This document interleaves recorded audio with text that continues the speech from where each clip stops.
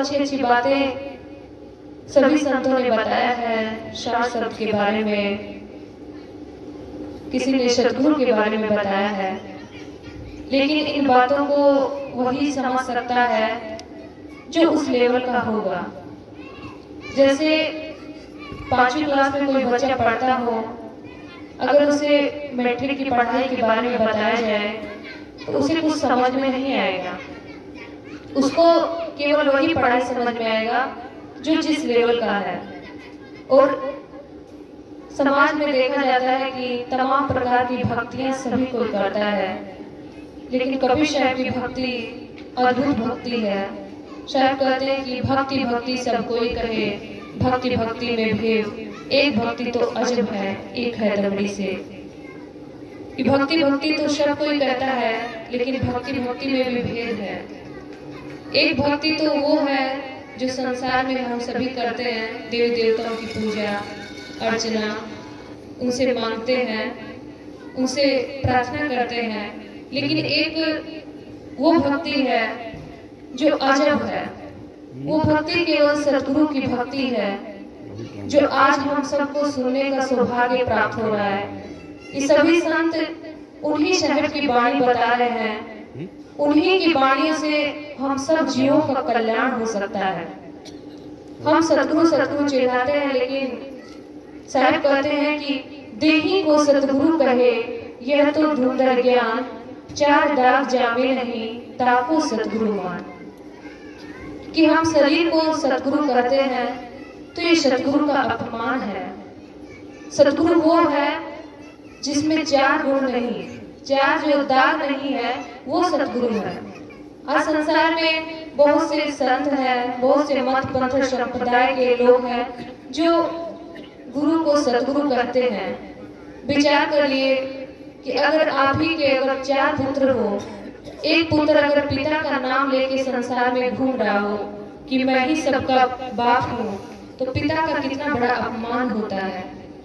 उसी प्रकार से हम सभी उस परम पिता परमात्मा के अंश हैं, इसलिए हमको कहा जाता है कि हम आत्मा है उस परमात्मा की, हम उस परमात्मा के बच्चे हैं।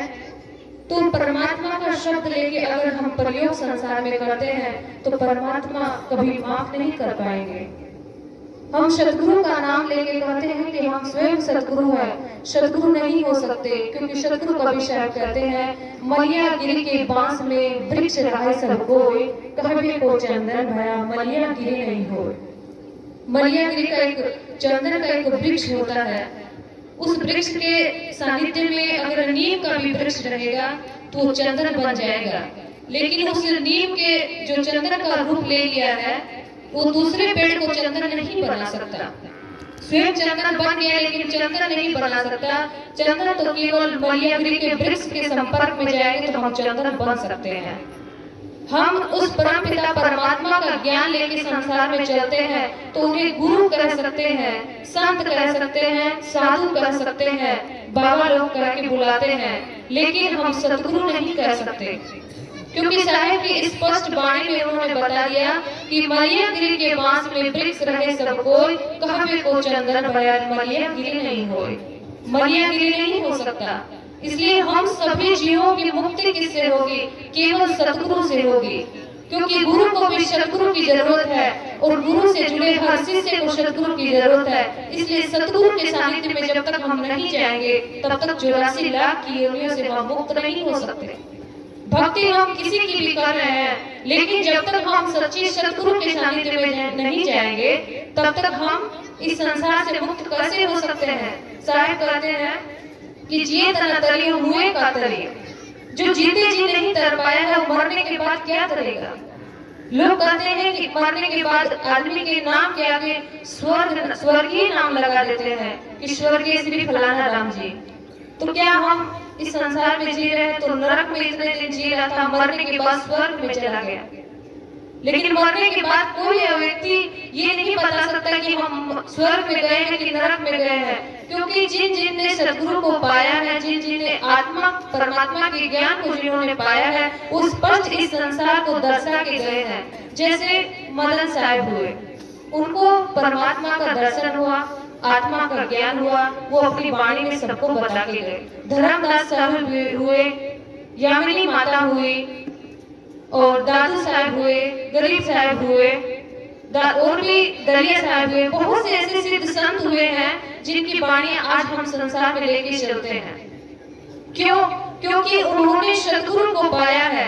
इसलिए जैसे नानक साहब बताते हैं कि तिल घोटत ताड़ी लगी, दिल दरिया के तीर, नानक की संशय मिटी, सतगुरु मिले कबीर।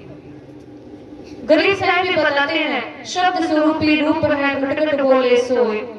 वो शब्द स्वरूपी परमात्मा है। उसी परमात्मा का अगर हम भजन कीर्तन करते हैं तभी हमारी मुक्ति हो सकती है। लेकिन माताएं बहनें इस चीज को नहीं समझ पाती हैं कि हमारी मुक्ति किससे होगी, क्योंकि हम संसार में 3 लोगों की भक्ति में भूले हुए हैं, जो परमात्मा को नहीं जान पा रहे हैं। और बताया भी जाता है कि जैसे अभी कुछ दिन पहले रामायण, राम के अयोध्या जहाँ पे हुआ था, तो राम के बारे में बहुत सी लोगों ने व्याख्या की और काफी लोगों ने उनको भगवान मान के उनकी पूजा अर्चना भी किया, केवल एक दिन के लिए। जिस दिन 22 तारीख था उस दिन सभी कोई भगवान राम का जय जयकार लगा रहा था, लेकिन आज कोई उस भगवान राम को याद भी नहीं कर रहा है। जो झंडा आप गली गली में सजाए थे, आज वही झंडा रास्ते में जब निकलते हैं तो सड़क पे किनारे में पड़ा रहता है कचरे में। उस झंडे का कोई सम्मान ही नहीं कर रहा। भगवान राम ने जो संसार में बातें बता के गए हैं, मर्यादा पुरुषोत्तम उनको कहा जाता है। अगर उन मर्यादाओं में हम भी रहते हैं तो हम भी पुरुषोत्तम, मर्यादा पुरुषोत्तम कहला सकते हैं। पुरुषोत्तम किसे कहा गया है? जिसके पुरुष तो है लेकिन उत्तम नहीं है संसार में। पुरुषोत्तम वही है जिस पुरुष होके भी उसके अंदर उत्तम गुण हो, वही पुरुषोत्तम है। भगवान राम भी संसार में उनका उदाहरण देके संत लोग समझाते हैं कि जीवन को उनके जैसा बनाइए। तो हम कब बना पाएंगे? जब हम ऐसे गुरु के सानिध्य में जाएंगे जो केवल और केवल सतगुरु को लखाता हो, सतगुरु के ही बारे में बताता हो कि जीव तुम्हारा मुक्ति केवल हो सकता है तो केवल सतगुरु से हो सकती है। और संसार में कोई ऐसा देवी देवता नहीं है जो हमको मुक्त कर सकता है। इसलिए हमको सतगुरु के सानिध्य में जाएंगे। आज ये करोड़ों गांव में ये मंच जो लगा है, ये सब जीवों को चेताने के लिए लगा है कि आप सभी जैसे संत लोग केवल सतगुरु और गुरु की भक्ति करते हैं, उसी प्रकार से आप सभी भी माताओं, बहनें और भाइयों से निवेदन है कि आप सभी उस परम पिता परमात्मा से जुड़ जाइए, जिससे आपकी मुक्ति हो सकती है। वरना इन सब संतों के मुखार बिंदु से कही हुई बातें व्यर्थ हो जाएंगी। कोई सार नहीं निकल पाएगा कि आते हैं साल भर में सत्संग सुनाते हैं और हम सुनकर केवल चले जाते हैं, उस पे मन नहीं करते हैं, विचार नहीं करते हैं।